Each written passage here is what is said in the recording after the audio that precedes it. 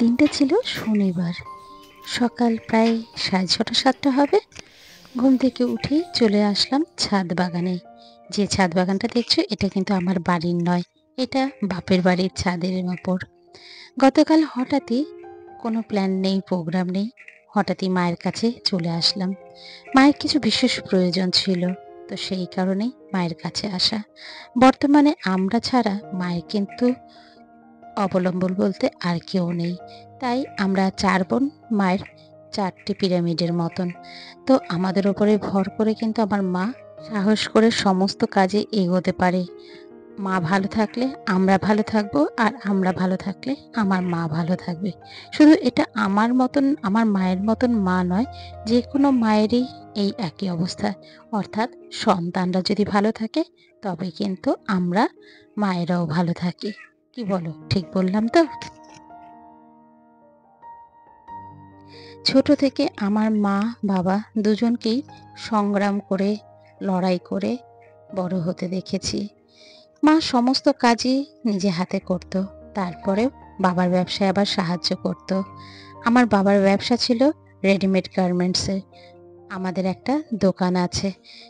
আমার মা কিন্তু আমাদের পড়াশোনা শেখাতো, প্লাস সংসারের কাজকর্ম করতো, তার ফাঁকেও দোকানেও কিন্তু সময় দিত, বাবার ব্যবসার কাজে হেল্প করত। আবার নেই, এখন সমস্ত দায়িত্ব কিন্তু আমার মায়ের। মা কিন্তু একবারও পিছু পা হয় না সেই দায়িত্ব সামলাতে। এখনো অবধি সমস্তটাই নিজের কাঁধে তুলে নিয়েছে। আর দেখতে পেলে সকালবেলা কিন্তু আমার মা রুটি করছে, আর দেখো কি সুন্দর করে ছাঁকনির মাধ্যমে রুটিটাকে উল্টে পাল্টে বেলুনের মতন করে ফোলালো। এটা যে আমার কাছে কি ভালো লাগে, কিন্তু আমি খুব একটা পারি না। চেষ্টা করি মাঝে মাঝে, তবে খুব একটা হয়ে ওঠে না। অবশ্য যদি আস্তে আস্তে করি হয়তো হতে পারে, কিন্তু তাড়াহুড়োর সময় ঠিক হয় না।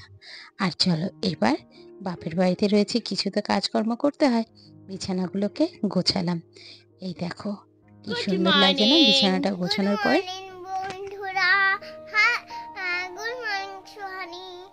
সোহানিকে আমার একটা ফ্রেন্ড। ও সোহানি আর ফ্রেন্ড, ফ্রেন্ডকেও গুড মর্নিং বলছে। Good morning everyone. Good morning Ronita.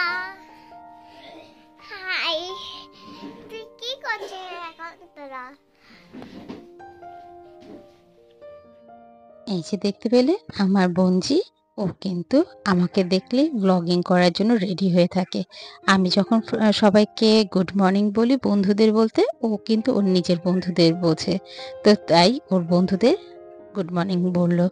আর তারপরে আমার মায়ের হাতের চাউমিন খাবো।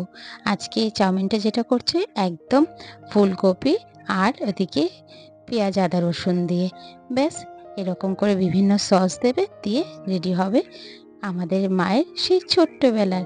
এটা মায়ের সেই একই রকমের স্বাদ, একই রকমের গন্ধ, মায়ের হাতে সেই ফুলকপি দিয়ে চাউমিন। খেতে যে কি অপূর্ব হয়েছিল কি বলবো বন্ধুরা, একবার এরকম করে তোমরা বানিয়ে খেয়ে দেখো। চলো এরপরে খাওয়া দাওয়া করব।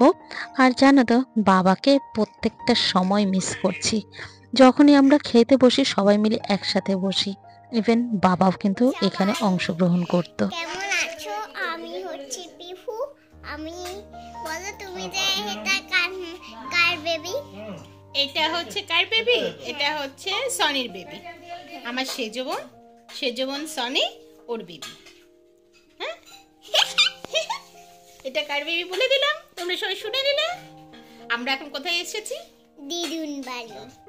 দিদিন বাড়ি, আমার মায়ের বাড়ি, আর ওর হচ্ছে দিদিন বাড়ি। তারপরে আর কি বলবে? বলছি যে এই যে দেখো, ওই রাঙা, আমার রাঙামা ওই এ বলছে কই মাছ কাটছে। এই যে দেখো সোনামা দেখাচ্ছে। এই যে দেখতে পাচ্ছে রাঙামা। কে বলবে ওর 4 বছর বয়স, দেখো কি সুন্দর করে ব্লগিং এর ডায়লগ দিল। আমিও মাঝে মাঝে মনে হয় একটু তোতলাই, কিন্তু ও কিন্তু একটুও তোতলালো না, সুন্দরভাবে একের পর এক বলল। যাই হোক, এই দেখো ও যে বললো কই মাছ কাটছিল, সেই কই মাছগুলো কাটা হয়ে ভাজতে শুরু করা হয়েছে। আজকে আলু ফুলকপি দিয়ে রসা হবে। সেই রসা হতে দেরি হবে দেখে বঞ্জিকে কিন্তু আগে খাইয়ে দেওয়া হচ্ছে। আর জানো তো, এখন প্রত্যেকটা বাচ্চারই দুপুরে এই খাওয়া নিয়ে প্রবলেম, কিছুতেই খেতে চায় না। আর এদিকে যখন অন্য কিছু স্পাইসি জিনিস দেবে সেটা কিন্তু অনায়াসে খেয়ে নেবে। যাই হোক, চলো এবার মা ওদিকে কতটা রান্না করলো চলো তোমাদের দেখাই। এই দেখো, এখানে কিন্তু ফুলকপিটাকে আগে ভাপিয়ে নিচ্ছে। আজকে কিন্তু পরিমাণটা একটু বেশি দিচ্ছে, আসলে সবাই বেশ খেতে ভালোবাসে। আর অনেকদিন বাদে এটা কই মাছটা খাওয়া হচ্ছে। সত্যি বাবাকে আজকে কিন্তু খুব মিস করছি। আমার বাবা থাকলে না খুব খুশি হতো। জানো তো, আমি যখন আসতাম বা আমরা বোনরা যদি আসতাম, বাবা এক এক সময় কাজ কামাই করতো, বলে পরে তো আবার কাজ করা যাবে, কিন্তু তোদেরকে তো আর কালকে আর পাওয়া যাবে না, চল আজকে আর কোনো কাজে যাব না, মানে দোকান খুলবো না, এই করে বাড়িতেই থাকতো। যদিও এই জিনিসটা গত ২-৩ বছর ধরে এই পরিবর্তনটা লক্ষ্য করা গেছে, কিন্তু তার আগে শত কাজ থাকলেও কিন্তু বাবাকে দোকানও খুলতে হবে, আবার ওদিকে হাটেও যেতে হবে। হাওড়ার হাট, যেটা তোমরা অনেকে জানো, বা খান্নার হাট, সেটাও অনেকে জানো। এইসব জায়গা বাবার স্টল ছিল, সেখানে যেতেই হবে, কিছুতেই মানবে না। ঝড় বৃষ্টি রোদ যাই থাকুক না কেন, সেটা উপেক্ষা করে বাবা কিন্তু বেরিয়ে পড়তো আমাদের মুখের দিকে তাকিয়ে। আমাদের ইনকাম করে খাইয়ে দাইয়ে বড় করে পড়াশোনা শিখিয়ে তবেই কিন্তু আমার বাবা বিয়ে দিয়েছেন। এমন না যে মেয়ে বলে আমাদেরকে অবহেলা করেছে, যে কবে এদের বিয়ে দেবো সেই চিন্তা না। আমার বাবা কিন্তু বলতো, যত দূর তোমাদের পড়ার ইচ্ছে তোমরা পড়ো, তারপরে আমরা কিন্তু তোমাকে বিয়ে দেবো, যাতে তোমরা নিজের পায়ে দাঁড়াতে পারো, কোনো সময় যেন পরের ছেলের হাতে বোঝা হয়ে না দাঁড়াও। চেষ্টা করেছি বাবার কথা রাখার, বাবার মতন করে চলার, আরো চেষ্টা করছি যাতে আরো বড় হতে পারি, অনেকটা বড় হতে পারি, যেখানে আমাদের কিছুটা ইচ্ছে অপূর্ণ রয়েছে সেই ইচ্ছেগুলোকে পূরণ করতে পারি। সেটা কিন্তু আমার এই ইউটিউব চ্যানেলের মাধ্যমেই হতেই হবে। তাই বন্ধুরা, তোমাদেরকে বলবো, যদি ভালো লেগে থাকে অবশ্যই কিন্তু একটা লাইক কমেন্ট করে আমার পাশে থেকো। আমার নতুন বন্ধু হয়ে থাকলে আমার চ্যানেলটাকে সাবস্ক্রাইব করো, আর যারা অলরেডি করেছো তোমাদেরকে অসংখ্য ধন্যবাদ। মধ্যে আমার মাছের অনেকটা পর্বই হয়ে গেছে। প্রথমে ফুলকপিটাকে ভেজে নিয়েছি, তারপরে আলুটাকে ফোড়ন দিয়ে আলুটাকেও ভাজছি। তার মধ্যে একটা মশলা গুলে রেখেছিলাম, যেখানে জিরে ধনে এবং লঙ্কা হলুদ গুঁড়ো সমস্তটাই দিয়েছি। সেটাকে বেশ কষিয়ে আবার তারপরে পরিমাণ মতন একটু জল দিয়ে এবং ঝোল দিয়ে তারপরে কিন্তু ফুলকপিগুলোও দিয়ে দিলাম। ব্যাস নাড়াচাড়া করে পরিমাণ মতন ঝোল দিয়ে মাছগুলো ছেড়ে দেওয়া হচ্ছে। এইভাবেই কিন্তু আলু ফুলকপি দিয়ে ওই মাছের রসা করা হলো। দারুণ হয়েছিল খেতে। সত্যি বাবা যদি থাকতো খুব খুশি হতো।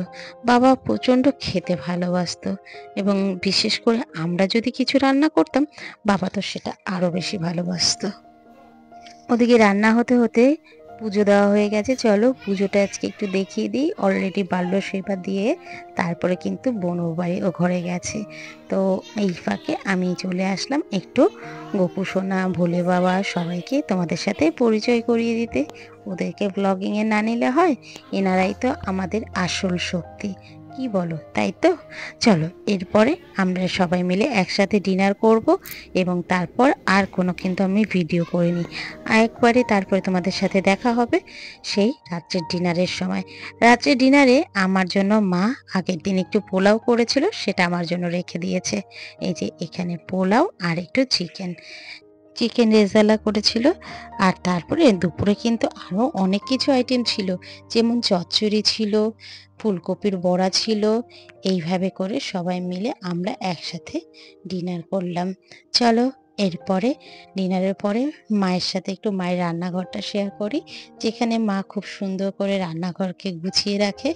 বলি না তোমাদেরকে ভিডিওতে, আমি যে কাজগুলো করি সেগুলো কিন্তু কিছুটা আমার মায়ের ছোঁয়া থেকেই শেখা।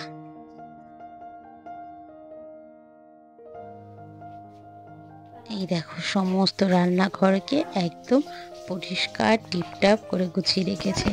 আসলে নাকি রান্নাঘর যত পরিষ্কার রাখা হবে তত পজিটিভিটি কাজ করে, নেগেটিভিটির কোনো সংসারে জায়গাই হয় না।